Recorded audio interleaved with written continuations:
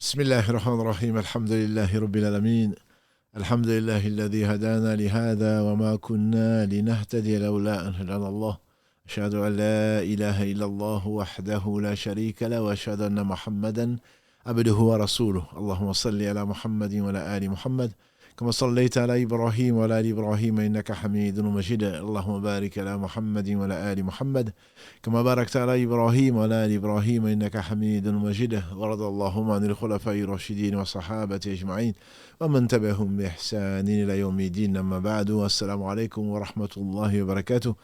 Mes sœurs, mes frères, les louanges, les remerciements, les éloges n'appartiennent qu'à Allah, le premier qui n'a pas de début, le dernier qui n'a pas de fin, l'apparent, le dominant sur toute chose. Nous le louons donc, nous revenons vers lui repentant, demandant protection contre les conséquences de nos péchés et les tendances de l'âme. Celui qui Allah guide, nul ne saurait l'égarer, celui qui est privé de sa guidée, nul ne saurait lui montrer le droit chemin. J'atteste donc qu'il est le seul digne d'adoration. J'atteste de la véracité, de l'exemplarité, de la prophétie de Mohammed ibn Abdullah, qu'Allah bénisse ce prophète, sa famille, ses compagnons, et tous ceux qui les auront suivis dans le droit chemin nous fassent l'honneur d'en faire partie. Ensuite donc, qu'Allah bénisse votre temps, qu'Allah nous fasse traverser donc ce bas monde sans nous perdre, qu'Allah subhanahu wa ta'ala déverse un surcroît de bénédiction à tous nos enseignants. En effet, c'est par eux qu'Allah a voulu nous transmettre donc la vérité et nous faire occuper ce bas monde par autre chose que les futilités. On a entendu, on a même lu sur Instagram la question d'une des sœurs samedi, d'une autre que je ne nommerai pas, qui se reconnaîtra, que en fait, quand on parlant de cette vie, on a l'impression que ça ne sert à rien. Pourquoi ne pas parler un peu de profiter de la vie? En réalité, profiter de la vie, c'est profiter de la mort, de l'après-mort. Parce que le temps est compté. Le temps est compté et donc tout instant de ce bas monde que l'on ne passe pas dans l'adoration d'Allah, donc dans le rappel d'Allah subhanahu wa ta'ala, est un temps pour lequel on devra rendre compte. Comme l'a dit le prophète sallallahu alayhi wa sallam. Il ne s'agit pas de stresser, c'est pas ça. Le prophète sallallahu alayhi wa sallam disait donc que si vous saviez ce que je sais, vous rirez peu, vous pleurerez beaucoup. Donc c'est pas pour rire. Donc la sœur, une des sœurs se plaint en disant oui mais faut bien profiter de la vie. Justement, profiter de la vie, c'est profiter de tout instant. Allah n'interdit pas d'apprécier un beau coucher de soleil ou d'apprécier la mer. Mais simplement ça reste dans un cadre global qui est le fait qu'il nourrit ton cœur. Qui nourrit ton cœur, qui te fait penser à l'au-delà. Tu vois cette immensité, elle ne représente rien par rapport à Allah. Qu'on ait profité de tout ceci, le soleil obéit à Allah, la lune, tout obéit à Allah, alors pourquoi ne suis-je pas parmi ceux qui chantent la louange d'Allah subhanahu wa ta'ala? Il ne s'agit pas de ne pas sourire. Le prophète sallallahu nous a bien dit que le sourire à son frère, en face de son frère, est une sadaqa, donc une bonne action. Donc c'est la conception même de ce monde.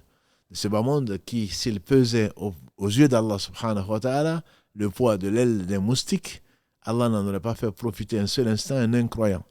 Donc c'est dans cet esprit-là et l'esprit que Allah nous a enseigné au travers de son prophète sallallahu qui dit, d'après Ibn Omar, car Allah a ainsi que son père, il m'a pris un jour, le prophète sallallahu par l'épaule, il me dit, sois dans ce bas monde comme un voyageur, comme un passant.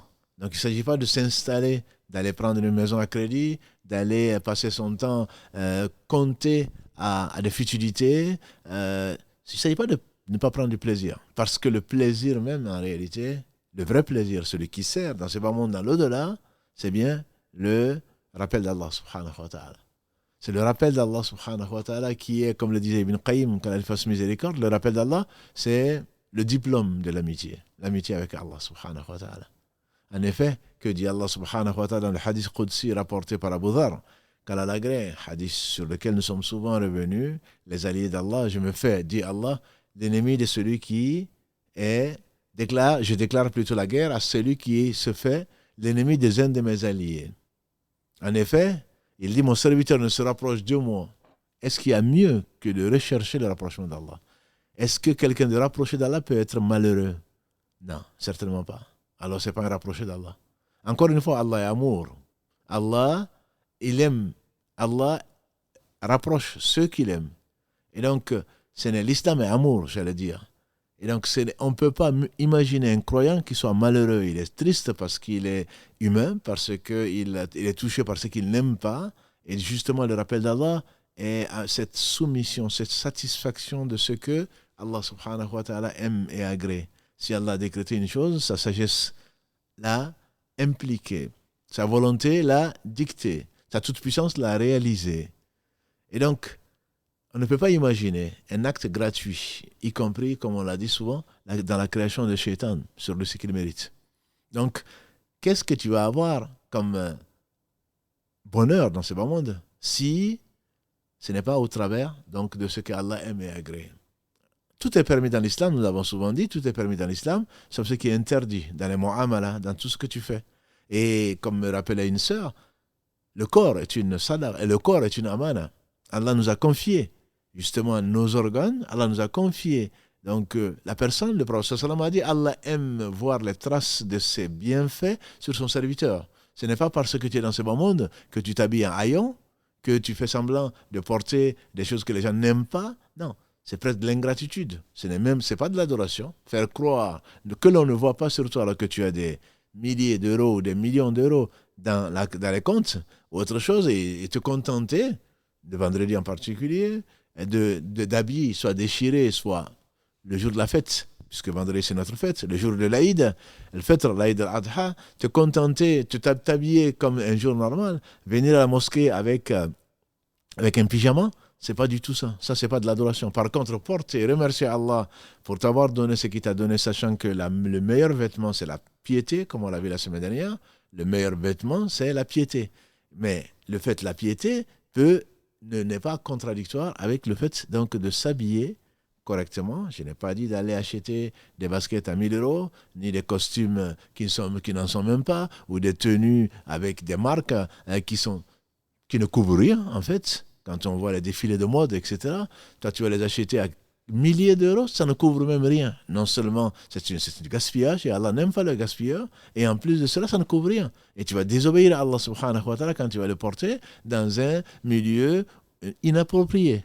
Et donc ça, c'est du gaspillage, ce n'est pas profiter de la vie, pas du tout.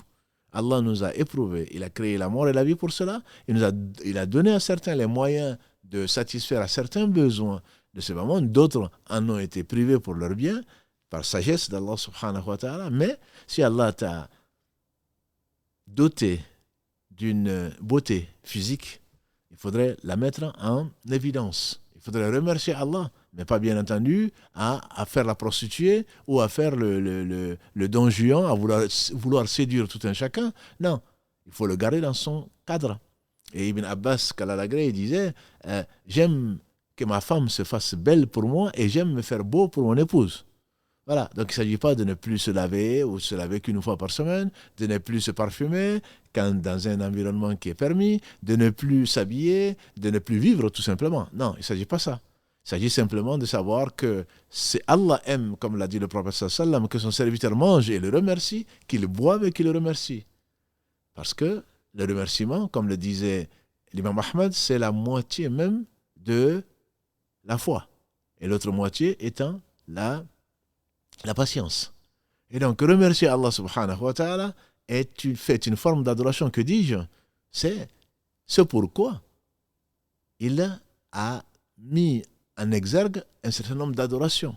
Quand il dit, notamment dans la sourate 16, verset 78, dans la sourate 16, sourate Nahl, les abeilles, quand Allah dit Wallahu akhraja min butuni ummahatikum la ta'lamuna shay'a wa ja'ala lakum as-sam'a wal basara wal absara wal af'ida la'allakum tashkurun, afin que vous soyez reconnaissants. C'est Allah qui vous a fait sortir du ventre de vos mères alors que vous ne saviez rien et vous a donné la vue, l'ouïe et le cœur afin que vous soyez reconnaissants. Et donc, tous ces organes qui nous ont été donnés vont témoigner, on espère, pour nous ou alors contre nous. Donc, les utiliser dans ce qu'Allah aime, subhanahu wa ta'ala, c'est ce qui est demandé. C'est ce qui est demandé. Et la clé de tout ceci, la clé de la réussite dans ce bas monde qui va présager de celle de l'au-delà, c'est le rappel d'Allah. En effet, le prophète sallam a dit, dans ce qui a été rapporté par Abu Huraira Kalalagré, consigné par Tirmidhi, l'imam Tirmidhi, qu'Allah lui fasse miséricorde, ainsi qu'à tous nos savants, il a dit, le prophète sallam a dit, Ala ad-dunya mal'ounatun. On est souvent revenu sur ce hadith. Ala ad-dunya mal'ounatun. Mal'ounun ma fiha illa dhikra Allahi wa ma wala wa aliman wa muta'alliman. Ce monde n'est-il pas maudit? La réponse est connue. C'est comme s'il disait, ce monde est maudit. Il dit, Allah ad-dunya mal'unatun. Mal'unun ma fiha. Il n'est pas seulement maudit, mais tout ce que le monde contient est maudit. Illa dhikrallahi wa ma wala, sauf le rappel d'Allah et ce qui peut lui être assimilé. Wa aliman wa muta'alliman, un enseignant et un élève. Car on nous compte parmi, donc, l'une des deux catégories ou les deux catégories, puisqu'on apprend toujours, et ce qu'on apprend, on doit l'enseigner. Donc, ce hadith va corroborer avec ce qu'Allah subhanahu wa ta'ala dit dans son noble livre, sa parole incréée, sur laquelle que nous commentons donc les samedis depuis samedi dernier. Allah dit dans la sourate Jumu'ah, 62, verset 10, فَإِذَا قُضِيَتِ الصَّلَاةُ فَانْتَشِرُوا فِي الْأَرْضِ وَابْتَغُوا مِنْ فَضْلِ اللَّهِ وَاذْكُرُوا اللَّهَ كَثِيرًا لَعَلَّكُمْ تُفْلِحُونَ. Quand vous avez fini cette prière, l'acte que Allah aime le plus, si vous avez fini cette prière, dispersez-vous sur la terre et recherchez les faveurs d'Allah. Et rappelez-vous souvent Allah. وَاذْكُرُوا اللَّهَ كَثِيرًا لَعَلَّكُمْ تُفْلِحُونَ. Afin que vous soyez heureux ou bien afin que vous atteigniez la réussite. Donc la clé de la réussite, comme on l'a souligné dans le titre de cet épisode-là, la clé de la réussite même, c'est le rappel d'Allah subhanahu wa ta'ala. Il n'a pas d'équivalent. Le prophète sallallahu alayhi wa sallam, dans ce qui a été rapporté par le savant de cette communauté, si on peut l'appeler ainsi, bien sûr, je ne parle pas du prophète sallallahu alayhi wa sallam, et le prophète sallallahu alayhi wa sallam qui a dit, Mu'adh viendra au jour du jugement dernier, au devant ou en train de guider les savants. C'est-à-dire qu'on le considère comme l'un des plus intelligents compagnons du prophète sallallahu alayhi wa sallam. Il comprenait, Allah lui a enseigné ce qu'il aimait et Allah l'a aimé, puisque le prophète sallallahu alayhi wa sallam a dit, Mu'adh wallahi la uhibbuk. Mu'adh, oh que par Allah je t'aime. Bien sûr, c'était pour Allah. Oh que je t'aime. On aurait tous aimé être à la place de Mu'adh. Mais Allah a choisi Mu'adh et on ne lui pose pas de questions. On va aimer Mu'adh, Inch'Allah, parce que le prophète l'a aimé, parce que le prophète n'aimait que ce que Allah aimait, pour que Allah nous aime et nous fasse aimer les gens que Allah aime, puisque le prophète est aimé par Allah et que lui, il a aimé Mu'adh ibn Jabal, radiallahu ta'ala anhu, un jeune qu'il avait envoyé au Yémen, un jeune à qui Allah a enseigné ce qu'il a voulu au travers donc de son contact avec le prophète. Il dit, Mu'adh wallahi la wahibbuk. Oh Mu'adh wallahi, il jurait par Allah. Et on ne doit jurer que par Allah. Celui qui jure par Allah, par autre que Allah, il associe à Allah, comme il a dit, sallallahu alayhi wa sallam. On ne doit jurer que par Allah, ni sur la tête de son enfant, ni sur la tombe de sa mère, ou je ne sais quoi d'autre, comme on l'entend souvent. C'est grave, c'est de l'association. Mineur certes, mais c'est de l'association parce qu'on a pris à témoin, quand on jure, on prend à témoin ce qui est le plus cher. C'est que la tombe de ta mère, la tête de ton enfant, c'est plus cher qu'Allah. Bien entendu que non. C'est une tendance, un mauvais réflexe que beaucoup d'entre nous ont, mais il faut faire attention à ce que l'on dit. Justement, en se rappelant Allah, en se rappelant des conséquences de ce que nous disons.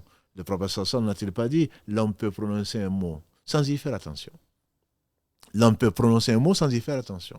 Qui rencontre la colère d'Allah, ça le fait tomber. Cet acte, cette parole lui fait tomber dans l'enfer une distance plus grande que celle qui sépare le ciel de la terre.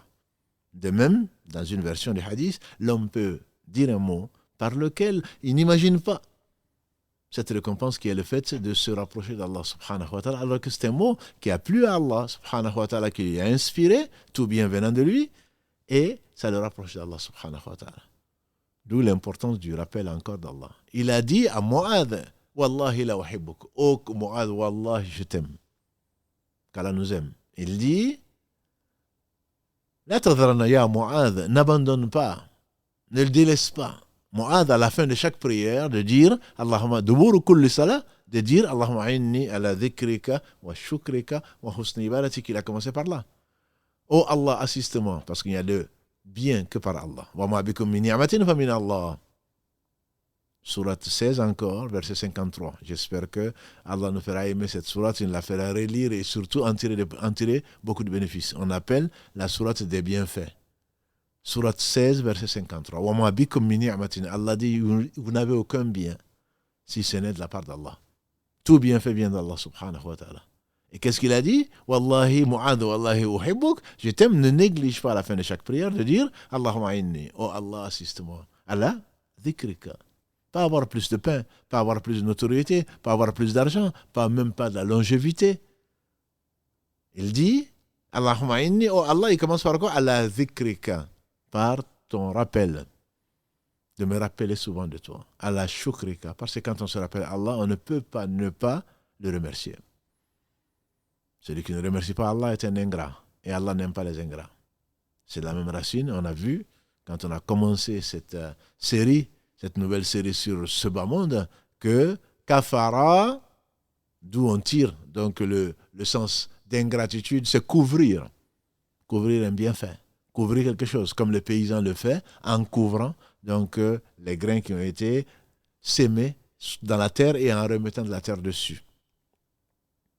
Allahumma inna ala dhikrika wa shukrika wa husni ibadatik, de t'adorer comme tu le mérites, c'est-à-dire adorer Allah comme si tu le voyais. Et si tu ne le vois pas, sache qu'il te voit, c'est-à-dire de la meilleure des façons, à exceller, à parfaire ton adoration, subhanahu wa ta'ala.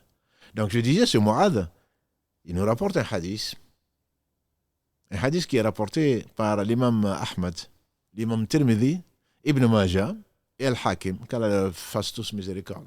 Ce sont des références pour ceux, bien entendu, qui ont un peu de science dans la science du hadith. Il est rapporté par Mu'adh Ibn Jabal qui dit, le prophète sallam nous dit un jour, Allah adullukum, ou Allah akhbirukum, ne vais pas vous informer, ne vais pas vous indiquer la meilleure de vos œuvres. La meilleure de vos œuvres. Donc dans ce bas monde, la meilleure des œuvres. Celle qui plaît et aimée par votre Seigneur, subhanahu wa ta'ala. Et Allah, bien entendu, n'a besoin de rien. Et qui est mieux pour vous que vous dépensez or et argent, que vous donnez votre vie pour sa cause, qu'on vous tue ou que vous tuez. Ils ont dit, bien entendu. Bala ya Rasulallah, ils ont répondu, ils n'attendent que ça. Ils savent qu'il ne parlait pas de lui-même, sallallahu alayhi wa sallam. Il dit, dhikrullah, le rappel d'Allah, subhanahu wa ta'ala. Donc, comme je vous dis, c'est un hadith qui est rapporté par Mu'adh et consigné dans les livres authentiques. C'est un hadith qui est authentique, qui a été rapporté donc par Ibn Majah, Ahmad, Tirmidhi, de même que Hakim. En réalité, la meilleure de nos œuvres, c'est le rappel d'Allah. On a demandé au prophète sallam, le hadith pose question pour certains savants du hadith, qui sont les meilleurs d'entre vous? Il a dit ceux qui se rappellent le plus Allah. Adhakirin Allah kathiran, ceux qui se rappellent le plus Allah. On dit, mais parmi les jeûneurs, il aurait répondu alayhi salatu wassalam, Adhakirin Allah kathiran, ceux qui se rappellent le plus Allah. Et ceux qui font la salat alors, il a dit Adhakirin Allah kathiran, ceux qui se rappellent le plus Allah dans la salat. Et donc, c'est le fait, la présence, la conscience du rappel d'Allah subhanahu wa ta'ala, pas seulement dans l'insouciance. Et Allah met en garde.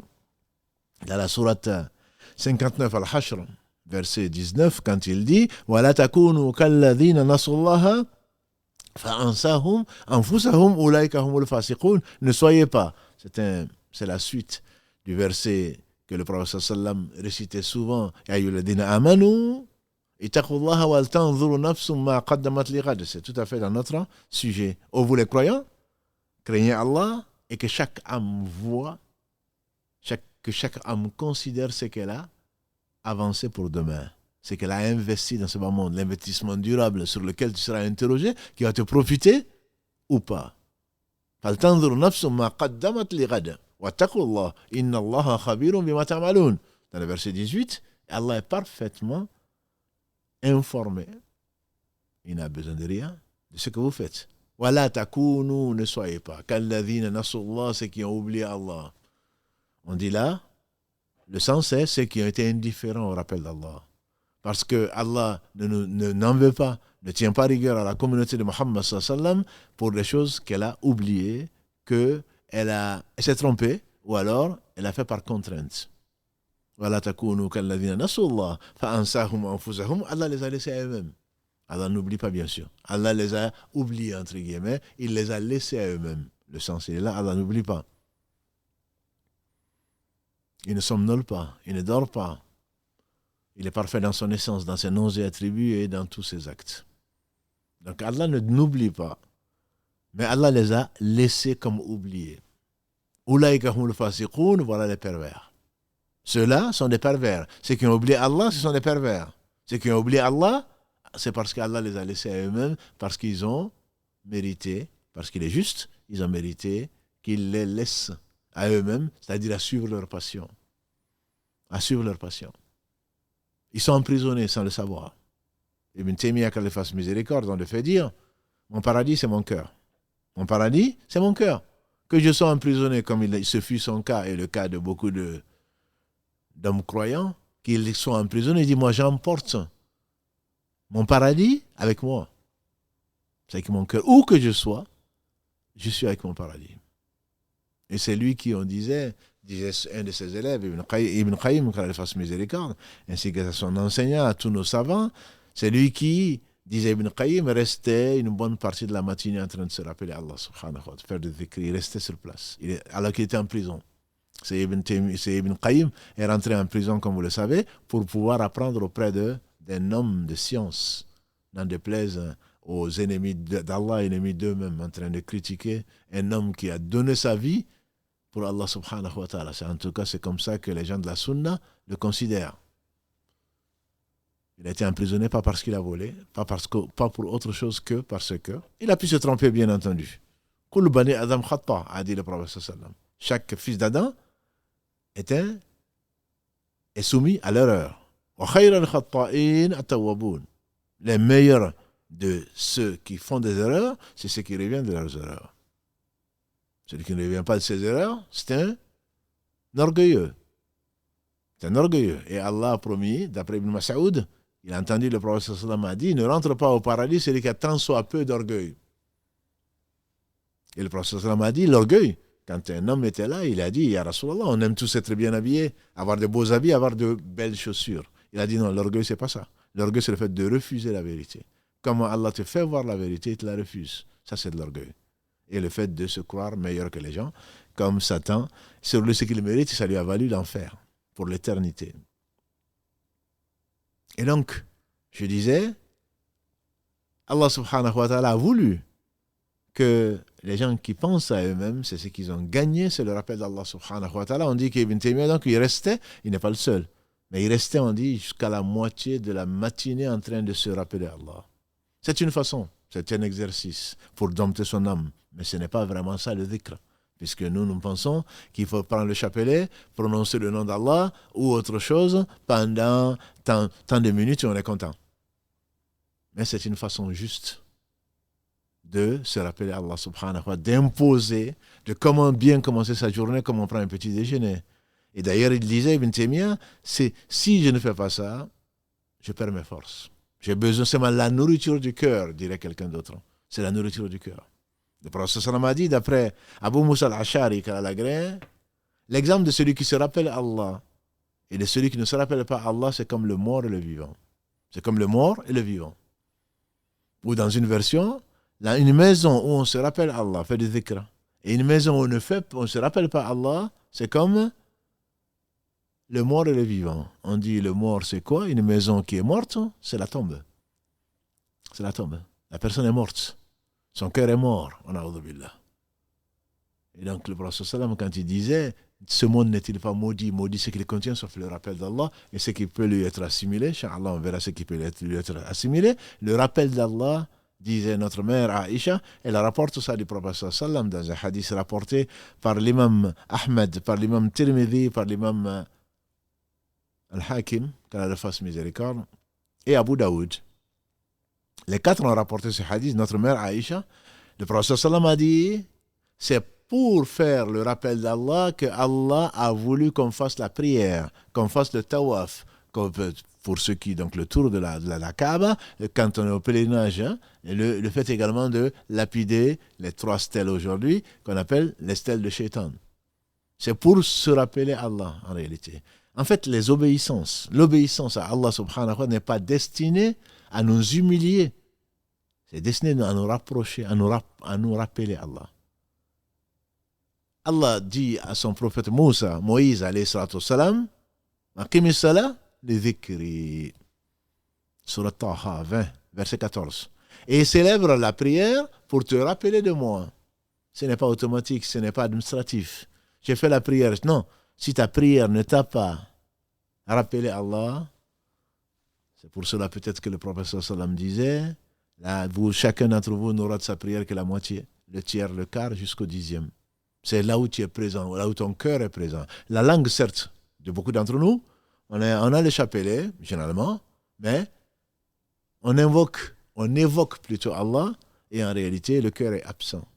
Et c'est un dhikr qui est coupé, c'est pas du tout le but. Le but, c'est que le cœur soit présent. C'est le meilleur dhikr. Le cœur soit présent. Que la langue s'y associe, c'est un plus. C'est un plus.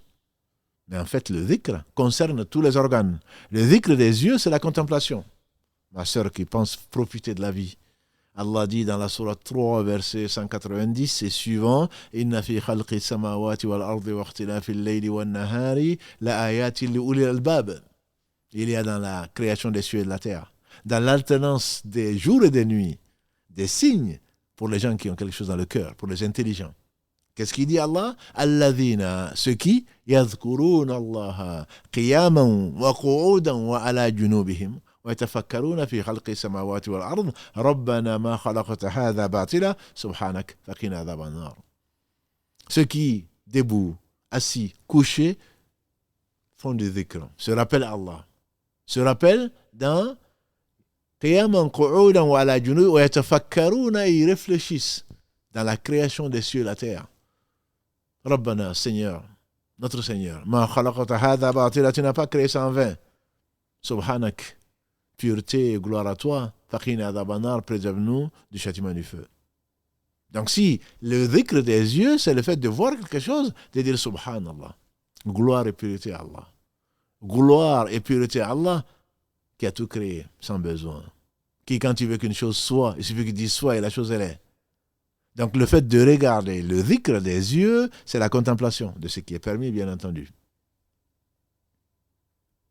Allah dit dans la sourate 24, verset 30 pour les hommes, verset 31 pour les femmes, قُلْ لِلْمُؤْمِنِينَ يَغُضُّوا مِنْ أَبْصَارِهِمْ وَيَحْفَظُوا فُرُوجَهُم. Pour les hommes, verset 30 de la sourate 24, dit à Muhammad aux hommes de baisser une partie de leur regard. Comme les savants le disent, min absarihim, dans leur regard, il y a une partie qui n'est pas permise. C'est celle de regarder ce qu'Allah a interdit. Et le verset qui suit, Allah dit, il ordonne la même chose aux femmes. C'est pas de baisser tout le temps le regard. Quand tu contemples le ciel, quand tu contemples la terre, quand tu contemples le coucher du soleil, quand tu contemples le lever du soleil, quand tu contemples la mer, quand tu contemples autre chose, quand tu contemples tout simplement la perfection dans laquelle Allah a créé l'homme. وَلَقَدْ خَلَقْنَا الْإِنسَانَ فِي أَحْسَنِ تَقْوِيمٍ, dit Allah subhanahu wa ta'ala dans la sourate At-Tin, dans la sourate 95. Nous avons certes créé l'homme dans la meilleure des prestations. Dans la meilleure des prestations. Allah n'a rien laissé au hasard puisque le hasard n'existe pas. Donc le fait bien entendu, d'être narcissique, de se regarder, de se croire beau, de ne voir que soi-même, à supposer même que tu sois beau, il y a plus beau, comme je dis souvent à mes frères.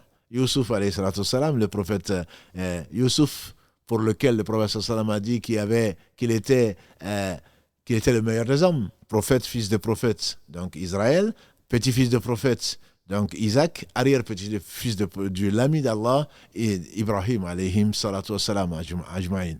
Youssouf avait la beauté de la moitié des hommes.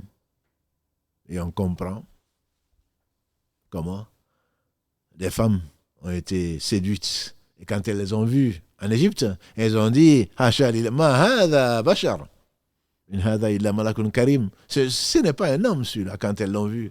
Celui-là, ne peut être qu'un ange. Un ange, tellement il était beau. Donc ne sois pas narcissique. À supposer même que c'est ça, c'est pas dans tes gènes. À supposer même que ce soit dans tes gènes, c'est toi qui les as créés. Celui qui est moins beau que toi, tu penses qu'il a voulu l'être? Non, Allah l'a éprouvé et t'a éprouvé avec. Et quant aux sœurs, je leur dis souvent, rappelez-vous de Sarah. Le prophète m'a dit, après notre mère Hawa, après notre mère Ève, elle était la plus belle femme que la terre a portée. Donc ne te prends pas pour ce que tu n'es pas. Mais la contemplation de ton enfant, de ton mari, de ton épouse, de ceci, cela, doit t'amener à dire Subhanallah. Subhanallah. Ahsanul khaliqin. Tabarakallahu ahsanul khaliqin. Allah dit dans le début, dans la première page de la sourate Mu'minun, Al-Mu'minun 23, quand il décrit ce qu'il a créé, c'est lui qui a tout créé sans besoin, et il dit Tabarakallahu ahsanu khaliqin. Béni soit celui qui est le meilleur des créateurs. Toi, tu penses créer, qu'est-ce que tu crées? Même Wallahu khalaqakum wa ma ta'malun, dit Allah. C'est Allah qui vous a créé, même que ce que vous faites. Donc, même le fait de concevoir, quand on parle des gens qui font la mode, etc., c'est un créateur. Avec un petit C, bien entendu. Quand on parle de science, c'est avec un petit S. Même le fait de concevoir, ça a été créé par Allah. Wallahu khalaqakum wa ma ta'malun. Verset 96, la sourate 37. C'est Allah qui vous a créé, dit Ibrahim, ainsi que ce que vous faites. Donc il n'y a pas de mouvement, il n'y a pas de force que par Allah. La hawla wa la quwwata illa billah. La hawla wa la quwwata illa billah. Il n'y a pas de force de puissance, il n'y a pas de force de mouvement que par Allah subhanahu wa ta'ala, le Seigneur des mondes, le meilleur des créateurs. Ceci fait partie donc du dhikr. Ceci fait partie du dhikr. Les assemblées de dhikr sont les assemblées des jardins du paradis, comme l'a dit le prophète sallallahu alayhi wa sallam. Les assemblées du dhikr, c'est ce que nous disons souvent dans nos lives, les assemblées de dhikr sont les endroits où on évoque Allah, ce sont les jardins du paradis. Parce que dans le paradis, Inch'Allah, qu'Allah nous compte parmi les habitants du paradis, il n'y aura que ça. Il n'y aura que le dhikr. Plus de prières, plus de jeûnes, plus de privations, plus de tristesse, plus même de besoins. On mange par plaisir, on boit par plaisir. Et le leitmotiv des gens du paradis, qu'Allah nous compte parmi cela, sera Subhanallah, Alhamdulillah, La ilaha illallah, Allahu Akbar. Ce sera que le dhikr. Ce sera que le dhikr. Ibn Qayyim donc disait que le dhikr, c'est le diplôme même des alliés d'Allah. Mon serviteur ne se rapproche de moi que par rien qui m'est plus agréable que le fait de faire ce que je lui ai rendu obligatoire. Je disais donc que les obligations ont été faites pour se rappeler Allah. N'as-tu pas vu que même après la prière, le prophète sallallahu alayhi wa sallam, qu'est-ce qu'il disait souvent? Astaghfirullah, astaghfirullah, astaghfirullah. Allah le lui, Allah nous indique et Allah nous l'ordonne, même dans la sourate donc Al-Jumu'ah 62, verset 10. Après le Hajj, Allah nous dit Fadhkurullah. Verset 200 de la sourate Al-Baqarah. Après le jeûne, Allah nous dit dans le verset 185 de la sourate Al-Baqarah, après le jeûne, Allah nous dit Tukabbirullah ala ma hadakum la'allakum tashkurun, que vous proclamez, donc c'est des dhikr, que vous proclamez la grandeur d'Allah pour vous avoir guidé, puisque c'est par le Coran, Shahru Ramadan alladhi unzila fihi al-Quran, c'est le début du verset 185, c'est pendant le mois de Ramadan que Allah a révélé le Coran, Hudan linas, pour vous guider pour les gens, wa bayyinatin min al-huda wal furqan, et pour expliciter donc la différence entre la guider et l'égarement, et un critère de distinction. Et après, à la fin de ce verset, il dit En tukabbirullah ala ma hadakum la'allakum tashkurun, et que vous proclamez la gloire d'Allah subhanahu wa ta'ala, sa grandeur subhanahu wa ta'ala, pour vous avoir guidé afin que vous soyez reconnaissants. On a dit encore une fois que c'est pour la reconnaissance qu'Allah subhanahu wa ta'ala nous a ordonné. Ça fait partie du dhikr. Ça fait partie du dhikr. Le dhikr, c'est la nourriture du cœur. C'est la nourriture du cœur. Un cœur qui ne se rappelle pas Allah subhanahu wa ta'ala est un cœur qui est mort. D'un point de vue, bien entendu, il n'est pas mort. On ne va pas faire de transplantation cardiaque. Mais c'est un cœur qui s'est oublié, qui ne sert pas à ce pourquoi il a été créé. Ibn Taymiyyah, on lui fait dire, contrairement à ce que l'on pense, qu'il était rigoureux, qu'il était dur, etc., c'était quelqu'un de très spirituel. Comment? Le prophète était le meilleur. Il se rappelait le plus Allah, subhanahu wa ta'ala. Quels sont les meilleurs? C'est qu'il se rappelle le plus Allah. Ibn Taymiyyah, donc je disais, il dit que le cœur, le dhikr est pour le cœur. La nourriture, c'est comme il est pour le cœur, comme l'eau est pour le poisson. Un poisson en dehors de l'eau, il va mourir. Et donc, un cœur dans lequel le dhikr ne rentre pas, je dis bien que c'est la clé. Comme je disais tout à l'heure à Karim, qu'Allah le bénisse, c'est la clé, mais ça ne veut pas dire que la clé va servir. La clé doit servir au cœur pour l'adoucir. Allah dit subhanahu wa ta'ala, ala bi dhikrillahi tatama'inna al-qulub. Allah envoie dans le cœur au travers du rappel. Verset 28 de la sourate Al-Ra'd. Sourate 13, verset 28. N'est-ce pas, dit-il, que le rappel d'Allah apaise les cœurs. C'est pour cela que quand vraiment c'est le cœur qui se rappelle Allah subhanahu wa ta'ala, très certainement, on aura moins de stress. La peur, comme je disais souvent, Moussa, il a eu peur, il n'est pas le seul. L'homme, naturellement, a peur. Mais quand on se rappelle Allah, on sait que la hawla wa la quwwata illa billah. Il y a de force et de puissance que par Allah. Que ce qui a été écrit 50 000 ans avant qu'Allah n'ait créé les cieux et la terre va arriver. On fait dire Ali, radiallahu ta'ala anha, qu'Allah l'agrée, et on lui fait dire, je ne me soucie pas du jour où ce n'est pas destiné, parce que ça ne va pas arriver l'événement. Ni la mort, ni quoi que ce soit. Et aucune précaution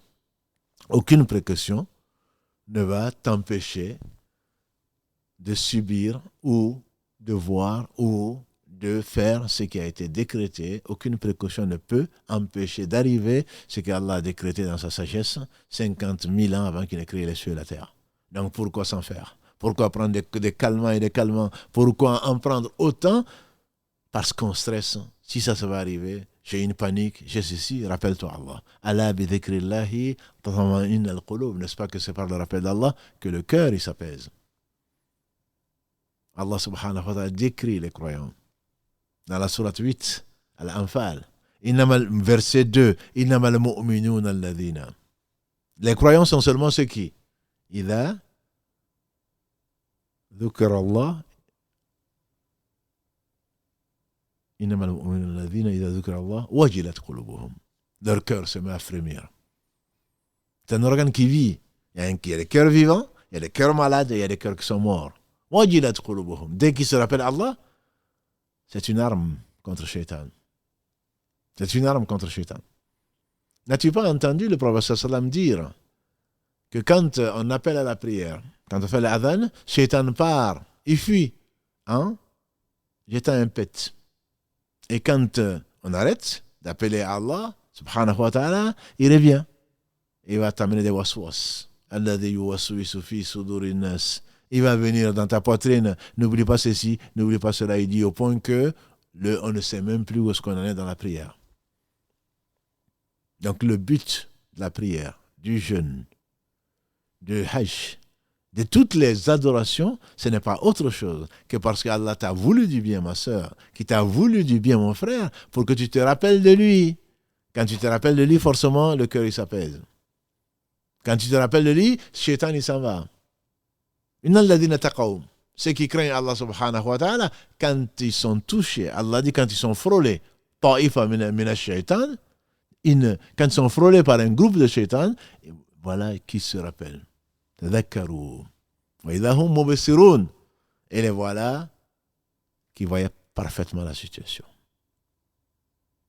Le dhikr apaise le cœur. Le dhikr, c'est un remède contre le shaitan. Le dhikr, c'est la nourriture du cœur. Le dhikr, c'est comme dit Ibn Qayyim, c'est le signe même, c'est le diplôme de l'amitié.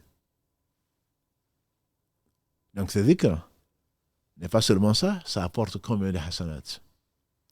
Un jour meilleur qu'aujourd'hui, les gens qui croyaient en l'au-delà, qui avaient pour objectif de rencontrer Allah subhanahu wa ta'ala avec sa satisfaction, ils étaient pauvres. Ils ont abandonné meubles et immeubles. En fait, ils étaient riches de cœur. Quand ils ont tout abandonné, comme on l'a vu dans les épisodes récents du samedi sur la hijra, ils ont abandonné meubles et immeubles pour rejoindre donc, le prophète sallam ou une terre où ils pouvaient adorer Allah parce qu'Allah est au-dessus. Donc c'est leur objectif, la satisfaction d'Allah. Ils sont arrivés, ils avaient, à côté de la mosquée construite par les compagnons du prophète sallam et lui-même, à côté, il y avait la Soufa. La Soufa, c'était un endroit où vivaient les déshérités, entre guillemets, ils n'avaient rien. Et puis, ils ont dit au prophète sallam, les riches, ils ont tout emporté. Ils ont emporté de toutes les bonnes actions.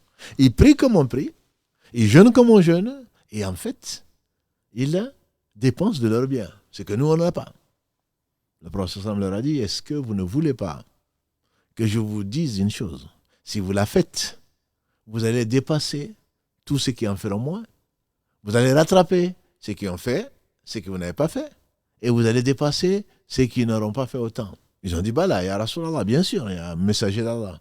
Il a dit, vous faites le tasbih, subhanallah, 33 fois après chaque prière.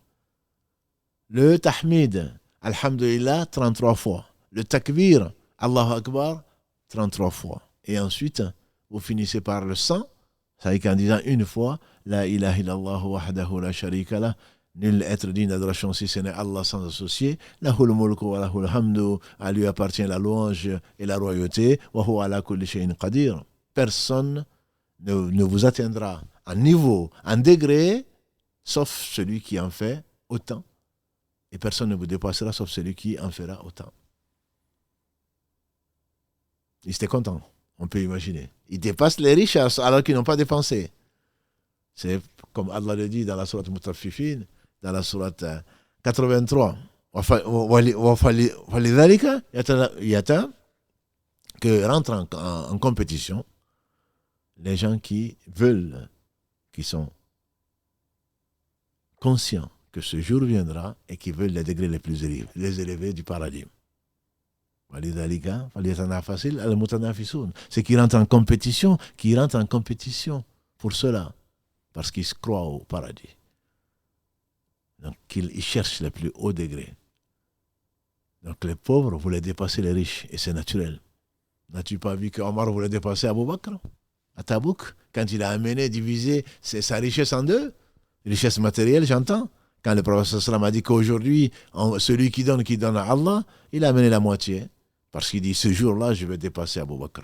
Son objectif, c'était quoi? C'était pas par jalousie. Non, c'est par concurrence vers le bien. Et qu'Allah, subhanahu wa ta'ala, fasse miséricorde aux deux. Les deux sont au paradis. Il leur a fait miséricorde, pas parce que ce qu'ils ont fait, par miséricorde. Le prophète, quand il a vu, il a souri.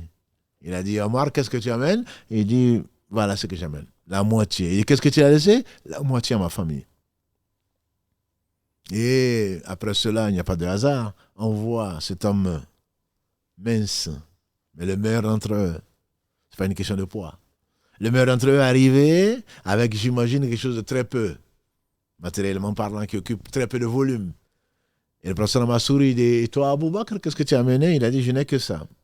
Et qu'est-ce que tu as laissé chez toi? Il dit, j'ai laissé l'amour d'Allah et de son messager, sallallahu alayhi wa sallam. Il a tout apporté, il a tout amené, tout donné à Allah subhanahu wa ta'ala pour sa satisfaction. Et Allah a été certainement satisfait de lui.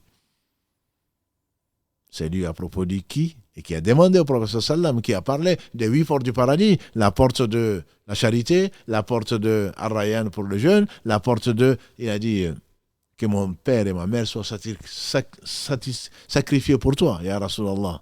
Et il était sincère. Que mon père et ma mère soient sacrifiés pour toi. Celui qui rentre par l'une des portes du paradis, une des 8 portes du paradis, il ne sera pas mécontent, il ne sera pas malheureux. L'essentiel, c'est qu'il entre au paradis. Mais est-ce qu'il y en aura qui rentreront qui seront appelés par les 8 portes? On n'entrera que par une.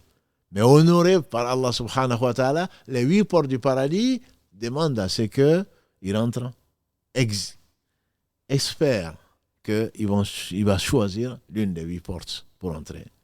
Il a dit, j'espère que toi tu en feras partie. J'espère que toi tu en feras partie, c'est-à-dire, toi tu feras partie des gens qui seront appelés par toutes les portes. C'est ça la compétition. C'est ça la compétition qui est honnête, que dis-je, qui est recherchée, qui doit être recherchée par nous. On voit quelqu'un en train de faire le bien, on veut faire plus que lui. On voit quelqu'un en train de faire le mal, on veut en faire moins, plutôt que de se moquer de lui. C'est une faveur d'Allah subhanahu wa ta'ala sur nous, au point que quand on voit un malheureux ou un fautif ou un pécheur, au lieu de le maudire, Ibn Qayyim disait, il faut avoir pitié de lui. Parce que s'il savait ce qu'il faisait, très certainement il ne l'aurait pas fait. Le prophète alayhi salatu wassalam nous a dit, celui qui dit le matin, La ilaha illallah wahdahu la sharika la, lahul mulku wa lahul hamdu wa huwa ala kulli shay'in qadir. Celui qui dit, point de divinité, digne d'adoration si ce n'est Allah, la louange et la royauté lui appartiennent et il est capable de toutes choses. Dans une version yuhyi wa yumit, il fait vivre, il fait mourir. Celui qui dit ça 100 fois, il a 100 bonnes actions. sans bonnes actions. Et quoi d'autre? Il a 100 péchés qui sont effacés. Et encore, il dit, il a la récompense de celui qui a libéré 10 esclaves de la lignée d'Ismaïl. Et Shaitan ne rentre pas, ne le touchera pas, n'aura pas de force sur lui ce jour-là. Voilà quelques-uns des avantages. Celui qui, en sortant de chez lui, dit Bismillahi tawakkaltu ala Allah, la hawla wa la quwwata illa billah. Bismillah, je mets ma confiance en Allah. Sincèrement, bien sûr, nous sommes des perroquets, on récite ça. Mais si ton cœur est présent, Bismillahi, je commence par prononcer le nom d'Allah. Celui qui englobe tous les autres noms. Le premier qui n'a pas de début, le dernier qui n'a pas de fin, l'apparent, le dominant sur toute chose, le parfait dans son essence, dans ses noms et attributs, et dans tous ses actes, qui oscillent d'une part entre sa miséricorde, sa bonté, sa générosité, et d'autre part sa justice, qui elle est basée sur son omniscience et sur son omniscience et sur sa justice, qui est basée sur son omniscience et sa sagesse. Bismillah, tawakkaltu, je mets ma confiance à celui-là. La hawla wa la quwwata illa billah, il y a de force, pas de mouvement que par lui. Sans lui, par lui. Celui qui dit ça, un shaitan, il est protégé jusqu'à ce qu'il revienne chez lui toute la journée. Et un shaitan dit à l'autre shaitan, tu n'auras pas de prise sur lui, parce que nous avons tous notre shaitan, comme l'a dit le prophète sallam. Chacun d'entre vous a son Satan. Hadith rapporté par l'imam Muslim. Chacun d'entre vous a son Satan. Ils ont dit, même toi? Il dit, même moi, si ce n'est qu'Allah là, converti entre guillemets, il ne m'ordonne que du bien. Shaitan dit à son autre shaitan, qu'est-ce que tu as de prise sur quelqu'un qui a Allah avec lui, qui compte sur Allah. Et le prophète sallam a dit, Allah lui assure ce que nous savons, sa protection toute la journée. Bien sûr, le fait de le dire seulement ne suffit pas. Il faut vraiment que ça vienne du fond du cœur, que tu places vraiment ta confiance en Allah, sachant que rien n'arrive sans sa volonté. Ni une goutte d'eau ne tombe, ni un vent ne souffle, ni un atome ne fusionne avec un autre atome pour donner une molécule, sans la permission d'Allah, subhanahu wa ta'ala. Alors très certainement, rien dans le ciel, rien sur la terre ne saurait te nuire, si vraiment tu es sincère dans ce que tu dis, donc par la présence du cœur. Le dhikr n'est pas que ça. Le dhikr se fait aimer d'Allah subhanahu wa ta'ala. Le prophète sallam, qu'est-ce qu'il disait? Kalimatani khafifatan ala lisan, habibatan ala rahman, thaqilatan ala al-mizan, habibatan ala rahman, subhanallahi wa bihamdihi, subhanallah al-azim. Subhanallah, louange, gloire, pureté à Allah, et par sa propre louange, on ne saurait le louer comme il s'est loué lui-même. Subhanallah wa bihamdihi, subhanallah al-azim, le gloire, pureté, perfection, sans exempt de tout défaut, Allah l'immense. Le prophète m'a dit 2 mots légers sur la langue. Et les savants disent qu'il n'y a pas plus facile que le dhikr. Il n'y a pas plus facile. Et pourtant, il n'y a pas plus sublime que d'utiliser sa langue dans l'évocation d'Allah subhanahu wa ta'ala. Et donc tu dis subhanallah wa bihamdihi, subhanallah al-azim, ça pèse lourd dans la balance le jour du jugement dernier. Comme l'a dit le prophète sallallahu alayhi wa sallam, ne serait-ce que, alhamdulillah, il dit remplis la balance au jour du jugement dernier, si tu y crois bien sûr. La balance est la remplie. فَأَمَّا مَنْ ثَقُلَتْ مَوَازِينُهُ فَهُوَ فِي عِيشَةٍ رَاضِيَةٍ. Celui dont la balance est la lourde, il sera dans une vie de satisfaction. Et malheur à celui dont la balance est la légère. وَأَمَّا مَنْ خَفَّتْ مَوَازِينُهُ فَأُمُّهُ هَاوِيَةٌ. Celui dont la balance est la légère, sa mère sera, son refuge sera, mot à mot sa mère, Ummu Hawiya sera Hawiya. Wa ma adraka ma hiya, qui te dira ce que c'est Hawiya? Narun Hamiya, c'est un feu. Et mieux encore, Habibatan ala Rahman. Non seulement la balance est lourde, mais c'est aimé par Allah. N'aimerais-tu pas être aimé par Allah? Alors, voilà ce qui te fait Voilà ce qu'il y a à faire. Le prophète Sassan nous a enseigné, notamment dans la citadelle du musulman, pour ne pas citer le cheikh Al-Kahtani, qui est décédé, rappelé par son Seigneur, il y a 1 ou 2 ans seulement, qui a écrit ce livre que Allah a béni, puisqu'il est partout. La citadelle du musulman, les dhikrs, les expressions à prononcer en toutes circonstances. En se levant, en se couchant, en entrant aux toilettes, en sortant de chez soi, en mangeant, quand on a fini, en entrant dans la mosquée, en y allant, en sortant, même dans les rapports conjugaux, en précédant par le rappel d'Allah subhanahu wa ta'ala. Et bien sûr, il le tire de bien d'autres livres. Depuis le prophète sallallahu alayhi wa sallam, les compagnons qui nous ont rapporté, et beaucoup d'imams, dont Ibn Al-Qayyim, qu'Allah fasse miséricorde, qui a écrit et donné plus de 100 mérites de dhikr. On va pas tous les citer ici aujourd'hui. Et il y en a probablement plus que ça. L'imam An-Nawawi, qu'Allah fasse miséricorde, parmi les anciens. Parmi même les contemporains, le cheikh Abdurrazaq al-Badr, qui a écrit le dhikr.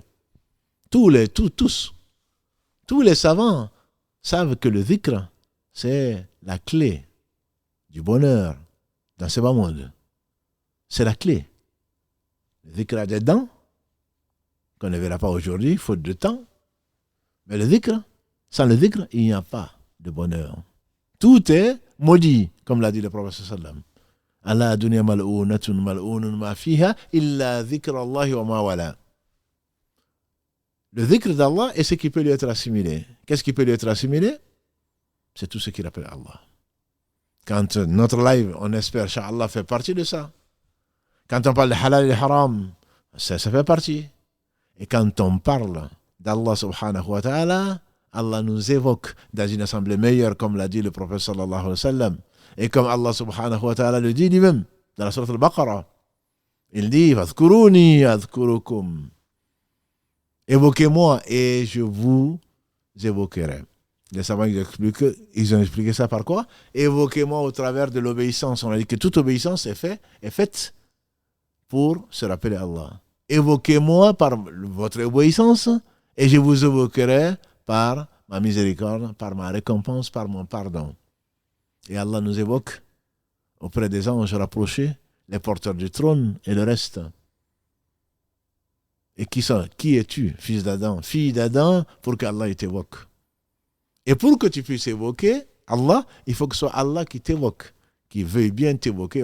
Comme on a dit, min ni'matin fa min Allah. Il n'y a pas de bienfait si ça ne vient pas d'Allah. C'est Allah qui t'évoque pour que tu puisses l'évoquer. Pour que tu puisses l'évoquer. Ce qui peut être assimilé au dhikr d'Allah, c'est tout ce qui est un rappel d'Allah, de ses noms et attributs parfaits. Lui seul est parfait. Sublime. Le miséricordieux par essence, par excellence.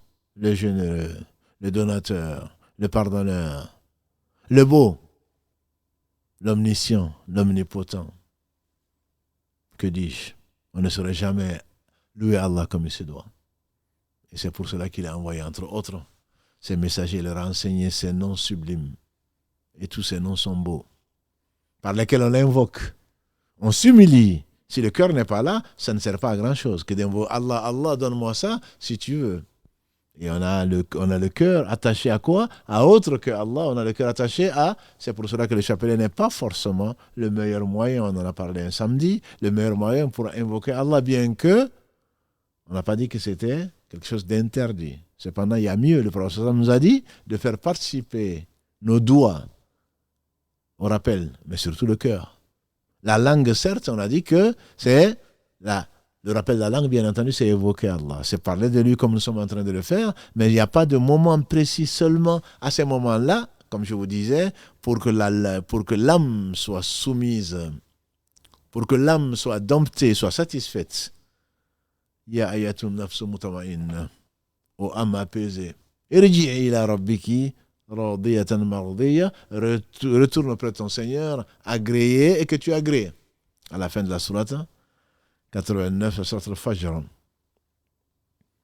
On dit qu'à la mort d'Ibn Abbas, qu'Allah l'agrée ainsi qu'à son père, quand il a été enterré, on a entendu une voix en train de réciter ce verset. Et ce n'est pas difficile à Allah, qu'Allah l'agrée. qu'Allah agrée tous les compagnons du prophète sallallahu alayhi wa sallam. Il faut que l'âme soit domptée de cette âme qui ordonne le mal. Inna nafsa la amaratun bisu, comme Allah le dit dans la bouche de celle qui a voulu séduire Yusuf alayhi salatu salam, illa ma rahima rabbi, exception faite heureusement à celle à qui Allah a fait miséricorde. Et c'est le verset 53 de la sourate 12, sourate Yusuf alayhi salam. De cette âme qui ordonne le mal, cette âme paresseuse, cette âme qui te pousse au péché, que tu la domptes par le rappel d'Allah subhanahu wa ta'ala de telle façon que Allah te la dompte au point que elle est apaisée, satisfaite de ce que Allah, soumise de ce que Dieu, elle est satisfaite d'Allah comme Seigneur, de Muhammad sallallahu alayhi wa sallam comme messager, de l'islam comme religion. Alors que tu entends le contraire à gauche, à droite, alors que tu es attiré par la désobéissance à Allah, l'âme accepte, l'âme se soumet à la volonté d'Allah subhanahu wa ta'ala parce que le cœur a été nourri par le rappel d'Allah subhanahu wa ta'ala. Nous disions, ce ne sont pas des techniques. C'est pour cela que beaucoup de gens sont des gourous. Mon marabout m'a dit de faire ceci. Qui te l'a enseigné? Qui lui a enseigné? À moins qu'il prétende être prophète, auquel cas il n'est plus musulman. C'est le prophète sallallahu alayhi wa sallam qui l'a enseigné. Matin, midi et soir, quand il regardait, son regard était adoration. Son regard était dhikr. C'était une contemplation de la beauté de la créature. Et c'est Allah qui a tout créé. Quand il parlait, c'est pour parler d'Allah. Quand il écoutait, c'est pour écouter ce que Allah aime. N'est-ce pas que ce Seigneur, notre Seigneur disait, mon serviteur ne se rapproche de moi par rien qui m'est plus agréable que le fait de faire ce que je lui ai rendu obligatoire. Ensuite, il ne cesse pas de se rapprocher de moi jusqu'à ce que je l'aime. Et quand je l'aime, d'après ce hadith rapporté par l'imam Muslim, d'après Abu Dhar, quand je l'aime, je deviens lui par laquelle il entend, la vue par laquelle il voit, la main par laquelle il saisit, le pied par lequel il marche. Et quand il me demande, et quand il m'invoque avec humilité, avec sincérité, avec le cœur présent, je lui accorde. Et quand il me demande pardon, je lui accorde. Jusqu'à la fin du hadith. Donc il ne s'agit pas d'adorer Allah seulement le matin, ou seulement l'après-midi, ou seulement quand on est pauvre. Le dhikr a ceci de particulier que le riche peut faire beaucoup de dhikr. En remerciant Allah. Tu es satisfait? Remercie Allah. Tu en as? Remercie Allah parce que comme ils n'en ont pas. Le pauvre doit et peut faire des dhikr dans n'importe quel état. Debout, couché, assis. Quand tu as faim, tu te rappelles Allah. Quand tu manges, tu te rappelles Allah. Quand tu te réveilles du sommeil, tu rappelles Allah. Avant de dormir, tu te rappelles Allah. Quand tu as des relations, tu te rappelles Allah. Quand tu rencontres ce que tu aimes, tu remercies Allah. Quand tu vois ce que tu détestes, tu remercies Allah qui t'a évité ceci. Ou tu demandes, tu implores dans n'importe quelle situation, détresse, tristesse, joie. Tu remercies Allah. Tout ça, c'est le dhikr. Quand tu prends le Coran, bien sûr, tu te rappelles Allah. C'est la parole d'Allah subhanahu wa ta'ala. Quand tu pries sur son prophète sallam, Allah subhanahu wa ta'ala prie sur toi, te bénit 10 fois plus, comme l'a dit le prophète sallam. Quand tu fais un sourire, c'est une sadaqa. Si tu le fais pour Allah, c'est encore mieux pour toi. C'est-à-dire que le dhikr, les meilleurs d'entre nous, comme on le fait dire le prophète sallam, c'est qui se rappelle le plus Allah. Et on dit, les savants disent, Allah a limité différentes formes d'adoration, sauf le dhikr. Même si toutes les adorations étaient faites pour se rappeler Allah. Allah dit dans la sourate 33, verset 39 et suivant, Ya ayyuhalladhina amanu dhkurullaha dhikran kathira. Ô vous, les croyants, rappelez-vous Allah de façon abondante. Et dans cette même sourate, il dit, Innal muslimina wal muslimat, wal mu'minina wal mu'minat, jusqu'à ce qu'il dise à la fin du verset, Wa dhakirina Allah kathira wa dhakirat, adda Allahu lahum maghfirat wa ajrun azim. Les musulmans et les musulmanes, les croyants et les croyantes, jusqu'à ce qu'ils parlent de ce qui donne et ce qui est hommes et femmes. Et à la fin du verset, il dit, et ceux qui se rappellent beaucoup, souvent Allah, et celles qui se rappellent souvent Allah, Allah leur a promis le pardon. Le pardon est une récompense énorme. Sa satisfaction est le paradis, qu'Allah nous l'accorde par pure miséricorde. Quand tu te rappelles qu'Allah subhanahu wa ta'ala t'invoque, ça suffit. T'évoque plutôt, ça suffit comme honneur. Lui qui n'a besoin de rien. Lui qui est parfait dans son être, dans son nom, élevé dans son être, subhanahu wa ta'ala. Lui dont le piédestal est plus vaste que le ciel et la terre. C'est lui qui t'évoque. Pour que tu puisses l'évoquer, certainement ça suffit comme honneur. Allah subhanahu wa ta'ala donc a recommandé, a ordonné de se rappeler et nous a ordonné, tout ce qu'il nous a ordonné, c'est pour se rappeler de lui, pour le remercier. Et donc ce dhikr, c'est la clé.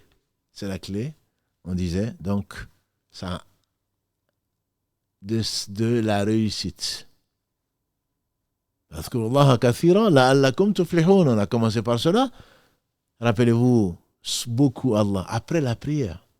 La prière a été faite pour ça, oui. Mais ce n'est pas parce que tu as fini de prier, comme beaucoup d'entre nous, qu'on ne se rappelle pas. Ne sais-tu pas que vendredi, à une heure particulière, on dit que c'est après la prière, après le asr même, où Allah accepte les invocations. Mais il n'y a pas que ça. Il y a une politesse à avoir, bien entendu. Beaucoup de choses à dire. Mais la clé de la traversée, pas du désert de ce bas monde, et la vie est belle. C'est elle qui t'amène vers Allah, c'est elle qui amène vers son agrément, c'est elle qui amène vers la quiétude du cœur, c'est elle qui amène vers le rappel d'Allah. N'as-tu pas vu que le muraqaba, qui est central, le fait de se faire son propre compte, ou ses comptes. Le muhasaba, qui est donc le fait de faire ses propres... Le muraqaba, la conscience qu'Allah te voit, qui amène à l'excellence en toutes choses. Et les meilleurs d'entre nous, on dit que certains ont dit, je n'ai jamais vu quelque chose sans voir Allah avant. Parce que je suis avec Allah, comme l'a dit Allah subhanahu wa ta'ala, mon serviteur. Je suis avec mon serviteur quand il se rappelle. Quand il se rappelle de moi, je me rappelle de lui, entre guillemets, il n'a jamais oublié. D'autres ont dit, je n'ai jamais vu une chose sans voir Allah en même temps. En même temps. C'est-à-dire que si la chose est bonne, c'est ce qu'Allah aime, je la fais. Si elle n'est pas bonne, je ne la fais pas. Quant à nous, on dirait, souvent, malheureusement pour nous, on voit Allah après. Et que dit l'islam de ça? Et j'ai fait ça, est-ce que c'est permis? Et le travail dans ceci, bien sûr que j'ai déjà signé. Et de faire ça, et bien sûr que je l'ai fait. Est-ce que c'est bon ou c'est pas bon pour revenir à Allah subhanahu wa ta'ala, repentant, pour être aimé d'Allah subhanahu, pour être pardonné d'Allah subhanahu wa ta'ala. Tout ceci, c'est quoi? C'est l'effet du dhikr.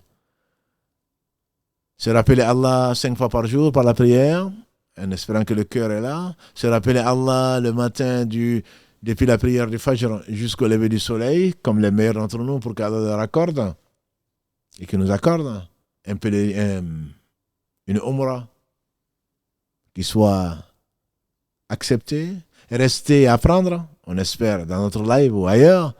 Rapporte celui qui vient à la mosquée pour écouter, n'est venu que pour cela. Allah subhanahu wa ta'ala lui accorde un pèlerinage complet et accepté. Venir à la mosquée pour une prière obligatoire t'assure la même récompense. Certains repartent dans la journée avec 5 pèlerinages acceptés. Celui que tu as fait à 10 000 euros, peut-être qu'il n'a même pas été accepté par Allah. Donc le dhikr, ce n'est pas seulement un moment. Comme je vous dis, c'est pour dompter l'âme qu'on s'impose, qu'on doit s'imposer des moments, qu'on doit avoir son wird. Chacun doit avoir son wird. Et le meilleur d'entre nous, c'est Muhammad sallallahu alayhi wa sallam. Il invoquait Allah dans toutes les positions. Comme le disait notre mère Aïcha, radiallahu ta'ala anha. Commence alors par t'imposer 10 fois ceci, 30 fois cela, 100 fois ceci. Et ce qu'Allah aime le plus, a dit le prophète sallallahu alayhi wa sallam, c'est l'action qui dure, même si c'est peu. Mais ne pense pas que tu as fait ton fajr et tu te rappelles Allah que au dahr, pour ne pas dire qu'au coucher du soleil, pour rattraper tes prières. Non, tu ne fais pas partie des gens qui se rappellent souvent Allah. Adhakirin Allah kathira, ce sont les meilleurs, ceux qui se rappellent le plus à Allah. Ceux qui n'ont pas oublié que parce qu'ils sont fils d'Adam et qu'Adam a oublié qu'ils ont oublié. C'est peut-être une sagesse pour laquelle le prophète sallallahu alayhi wa sallam demandait plus de 70 fois pardon à Allah de d'avoir été l'objet, parce que ce n'était qu'un homme, alayhi salatu wa sallam, malgré sa place chez Allah, ce n'était qu'un homme, de demander pardon à Allah plus de 70 fois par jour, dans une version, 100 fois par jour. On dit même que le fait de quitter les toilettes où il ne doit pas utiliser la langue pour appeler Allah, puisqu'on ne doit pas parler dans les toilettes, on dit qu'en sortant, il disait Ghufranak. Ton pardon, ô Seigneur. Ô notre Seigneur, ton pardon. On dit que les gens de science, parfois dans la même séance, Anas disait, le prophète sallam, dans la même séance, disait Astaghfirullah wa atubu ilayh, je demande pardon à Allah et je reviens vers lui repentant, plus de 100 fois par jour, plus de 100 fois par séance, où on ne pouvait même pas compter. Et à son exemple, certains savants, y compris contemporains, qui sont morts car la fasse miséricorde, des vivants font peut-être encore plus. Et les meilleurs rappels sont certainement ceux qui sont innombrables, comme notre mère Jouéria, quand elle était assise le matin, et le prophète sallam a quitté pour aller à la mosquée, et ensuite il est revenu la trouver au même endroit, en train d'invoquer Allah. Il dit, qu'est-ce que tu fais là? Elle dit, mais depuis que tu as quitté, je suis en train d'évoquer Allah. Et alors, est-ce que tu ne veux pas que je te dise mieux? J'ai dit 3 fois, 4 mots, c'est mieux que tout ce que tu as dit alors que tu étais assise. Tout le temps, c'est mieux 3 fois. C'est pour cela que le savant ne sera jamais l'équivalent du non-savant. Un savant sera toujours au-dessus du non-savant. Je dis pas le savant, parce qu'Allah dit dans la sourate 35, verset 28, « Innama yakhsha Allah min ibadihi al-ulama » Ne craignent vraiment Allah que les savants. Je parle de cela. Je ne parle pas des instruits qui ont un diplôme de telle université ou telle autre. Je ne parle pas de cela. Je parle de ceux qui craignent vraiment Allah. Parce qu'ils le connaissent. Leur cœur est nourri d'espoir, mais également de crainte. Les deux doivent être réunis. Leur âme s'est apaisée, s'est soumise et satisfait de ce qu'Allah leur a donné, sachant qu'ils sont humbles de surcroît. Ceux-là, oui, ce sont les savants. Et donc, ceux-là se rappelaient souvent Allah, debout, couché. Il n'y a pas de moment précis, sinon que de dompter l'âme, d'avoir un wird que tu dois t'imposer, et grâce à Allah, parce qu'Allah t'a aimé, certainement, il t'en rajoutera. Donc commence par, ne t'impose pas 2 heures de rappel d'Allah et ensuite tu oublies Allah. Impose-toi à chaque moment que tu te rappelles Allah de lui, demande pardon. Le matin, fais tes 5 prières à l'heure autant que faire se peut. Et Allah nous a donné des fourchettes. Et ensuite, après la prière, dans la prière, sois présent, que ton cœur soit présent. Cela, c'est le meilleur acte. C'est ce qu'Allah aime le plus. Et ensuite, prends un peu de temps. Ne reviens pas automatiquement sur ton portable en train de voir les messages que tu as perdus ou tu as ratés, entre guillemets. Que ton cœur s'apaise avec le rappel d'Allah. Allah bi dhikrillahi tatma'inna al-qulub. N'est-ce pas que c'est par le rappel d'Allah que les cœurs s'apaisent? Et que tu vives de cela, que ton cœur vive. Parce que sans cela, soit il est malade, soit il est mort. À ce moment-là, ta vie va changer. Tu auras traversé ce bas monde. Allah t'a donné la clé. Est-ce qu'elle va ouvrir ce cœur? Allahu A'lam, il faut des dents. Mais de ces dents, on n'a pas le temps d'en parler aujourd'hui. Déjà 1 heure et quelques. On va s'arrêter là parce qu'il faut bien s'arrêter. Qu'Allah subhanahu wa ta'ala fasse de notre vie entière une occasion de se rappeler. Allahumma inna la dhikrika wa shukrika wa husni ibadatik. Ya Allah, fais de notre vie, assiste-nous à nous rappeler de toi, à te remercier donc nécessairement et à parfaire ton adoration. Je disais donc une chose que j'ai commencé, que vous connaissez probablement, ce hadith du prophète sallam au travers de sa femme Jouéhira, qui dit donc, le prophète sallam a dit, j'ai dit 3 fois 4 choses qui sont mieux que tout ce que tu as dit. Donc il y a des invocations comme ça qui sont supérieures à d'autres. J'ai dit Subhanallah wa bihamdihi, gloire et pureté à Allah et par sa propre louange. Adada khalqihi, autant qu'il y a des créatures. Et c'est lui qui a tout créé. Warida nafsihi, jusqu'à ce qu'il soit satisfait. Wazinata arshihi. Wazinata arshihi, autant que pèse son trône, qui est la créature la plus immense. Wamidada kalimati, autant que ses paroles existent, autant de nombre de ses paroles.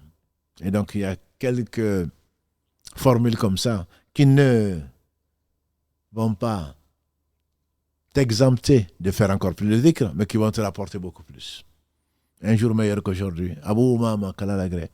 Le prophète sallam l'a vu en train de bouger les lèvres. Il dit, mais qu'est-ce que tu fais?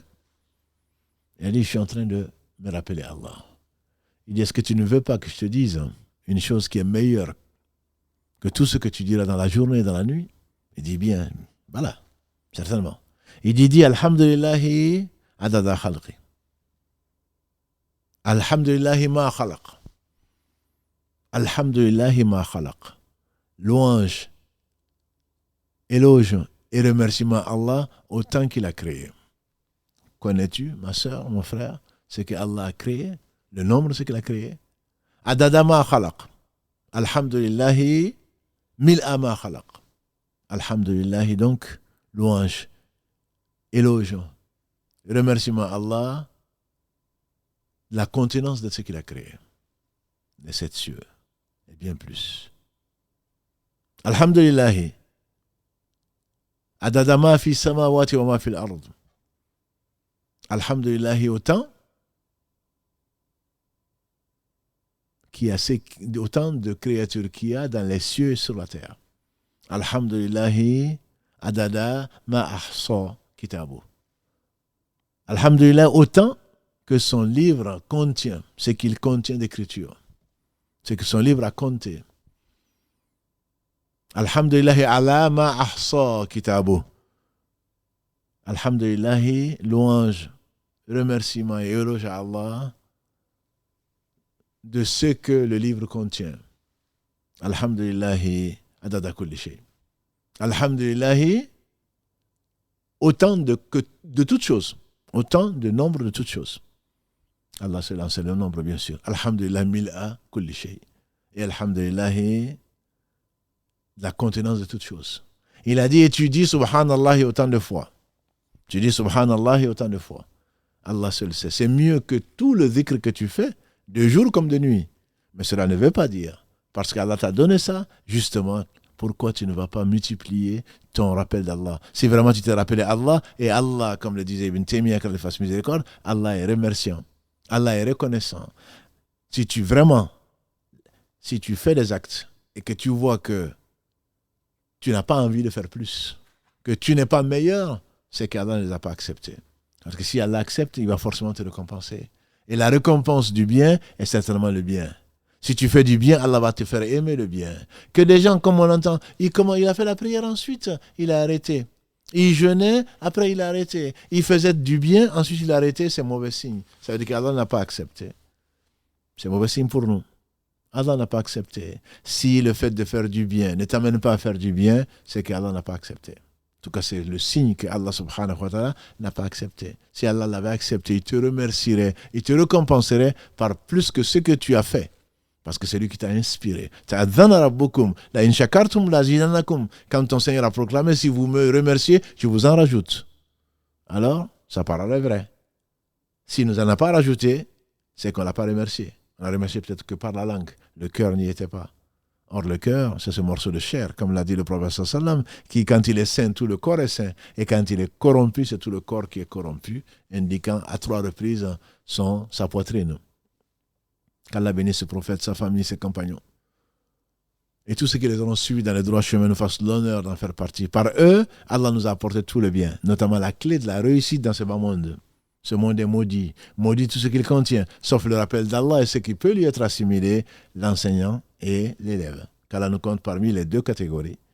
Qu'Allah bénisse votre temps, votre vie, et qu'Allah nous réunisse tous au paradis, au plus haut degré. Et cela lui est facile, par sa miséricorde, non par nos actes. Qu'Allah récompense Karim, les Mohammed, toutes les personnes, et vous, pour votre fidélité, votre confiance. Qu'Allah subhanahu wa ta'ala soit loué et il l'est. سبحانك اللهم وبحمدك أشهد أن لا إله إلا أنت أستغفرك وأتوب إليك سبحان ربك رب العزة عما يصفون وسلام على المرسلين والحمد لله رب العالمين والسلام عليكم ورحمة الله وبركاته.